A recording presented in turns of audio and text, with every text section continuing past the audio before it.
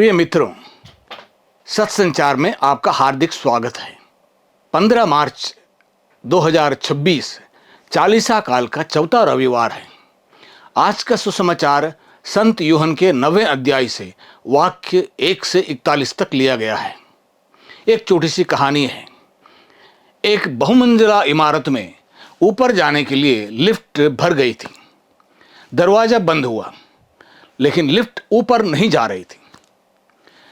Side में board पर एक आवाज बार बार बीप बीप आवाज आ रही थी और बोर्ड में एक संदेश आ रहा था, ओवरलोड 1, मतलब लिफ्ट में एक इंसान ज़्यादा है और लिफ्ट चलने के लिए एक व्यक्ति को बाहर जाना चाहिए। सभी लोग इधर उधर देख रहे थे या ऐसा व्यवहार कर रहे थे कि ये उनकी समस्या नहीं है। एक लड़का अभी अभी सबसे आखिर में आया था। वो कान में ईयरफोन लगा के संगीत सुन रहा था। धीरे धीरे समय बीतता रहा। लोगों का सब्र खत्म हो रहा था, संयम खत्म हो रहा था, लेकिन अभी भी बीप बीप आवाज चल रही थी और वह संदेश या सूचना कि ओवरलोड किसी एक को बाहर जाना है। और आखिर में एक लड़की धीरे धीरे बाहर चली, वो टक टक आवाज के साथ। उसके पैर ठीक नहीं थे, वो बैसाखी के सहारे चल रही थी और यदि किसी को उस समय लिफ्ट की सबसे ज़्यादा ज़रूरत थी तो वो इस लड़की को थी, लेकिन वही लिफ्ट से बाहर गई। बाहर जाने के बाद उसका दरवाज़ा बंद होने से पहले उसने एक नज़र डाली। उसने कुछ कहा नहीं, लेकिन लिफ्ट में जितने भी लोग थे उन सब ने उसके आंखों का वो संदेश पढ़ा और सुना कि तुम सब लोगों के आंखें हैं, सब लोगों के नेत्र हैं, लेकिन तुम लोगों ने अंधे और नेत्रहीन होना चुना है। यीशु एक जन्मांध व्यक्ति, जन्म से जो अंधा है, उसको दृष्टिदान देते हैं। यूहन्ना के सुसमाचार का 9वां अध्याय एक सुंदर अद्भुत जीवन कहानी है जिसे हमें बार बार शुरू से अंत तक पढ़ना चाहिए। यह अंधे मनुष्य के विश्वास की प्रगति या विकास की कहानी है। पहले वह यीशु को एक मनुष्य कहकर संबोधित करता है। उसने आज तक ऐसा मनुष्य नहीं देखा था। कुछ समय के बाद वह यीशु को नबी कहकर संबोधित करता है। अंत में वह यीशु को दंडवत करते हुए प्रभु कहकर अपने विश्वास की घोषणा करता है।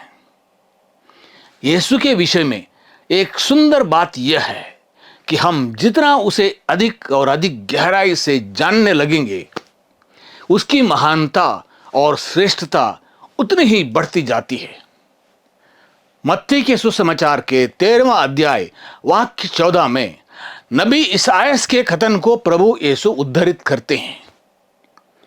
तुम देखते रहोगे परंतु तुम्हें नहीं दिखेगा। इन्होंने अपनी आंखें बंद कर ली हैं। यहां यीशु एक महान चमत्कार संपन्न करते हैं, परंतु यहूदी और फरीसी विश्राम दिवस का उल्लंघन की चर्चा करते हैं। इन फरीसियों को इतनी संवेदनशीलता नहीं है कि जन्मांध को पुनः दृष्टि पाना एक मनुष्य के लिए कितना मायने रखता है। इसलिए प्रभु कहते हैं, यदि तुम लोग अंधे होते तो तुम्हें पाप नहीं लगता, परंतु तुम कहते हो कि हम देखते हैं, इसलिए तुम्हारा पाप बना रहता है। लोगों के कष्ट देखने और समझने के लिए शारीरिक आंखों के साथ एक संवेदनशील हृदय की भी आवश्यकता है। लिफ्ट में कई ऐसे लोग थे जो बाहर जा सकते थे, लेकिन कोई भी बाहर नहीं गया सिवाय इस लड़की की जिसके पैर बहुत कमजोर थे।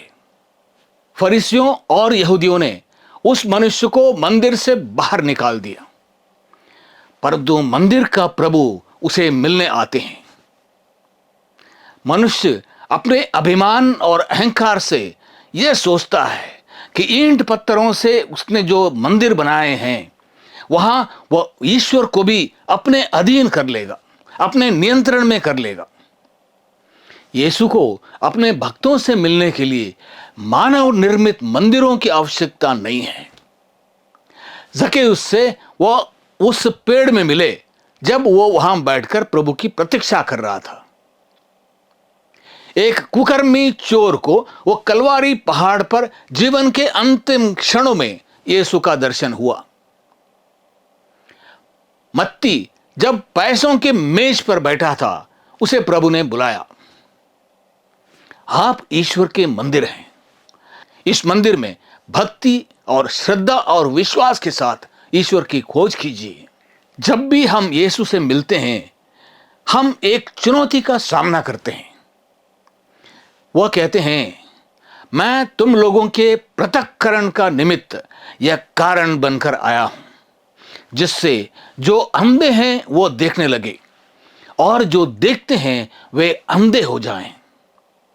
हम प्रार्थना में, आराधना में, यूकरिस्त में, संस्कारों में, ईश्वर के वचन में यीशु से मिलते हैं, परंतु इन सब कार्यों के बावजूद हमारे अंदर यीशु के लिए कोई प्यास नहीं जगती। हमें प्रशंसा या श्रद्धा रखने के लिए कुछ भी नहीं है और यीशु के प्रति हमारे हृदय में प्रेम नहीं उमड़ता है। तब हमने अपने आप पर दंडाज्ञा घोषित की है। हमने खुद का न्याय किया है और हम यहूदी और फरीसियों के समान आंखें होते हुए भी अंधे हैं। प्रिय मित्रों, विश्वास एक यात्रा है। यीशु से हमारी भेंट और उसके विषय में हमारा ज्ञान और अनुभव धीरे धीरे कई चरणों में विकसित होता है, गहरा होता है और होना चाहिए। बचपन में हमने यीशु के विषय में बहुत कुछ सुना था और पढ़ा था। क्या अभी भी हमारा ज्ञान और विश्वास उसी स्तर पर है? क्या यीशु से हमारा कोई निजी संबंध है? क्या यीशु हमारे निजी व्यक्तिगत मित्र और ईश्वर हैं? क्या हमने हमारे दैनिक जीवन में प्रभु से घनिष्ठता या आत्मीयता का अनुभव किया है? 40 के इन पावन दिनों में प्रभु के विशेष अनुभव के लिए प्यासे रहें, प्रार्थना करें। प्रभु का दिन आपके लिए अपार आशीषों का दिन हो। जय यीशु।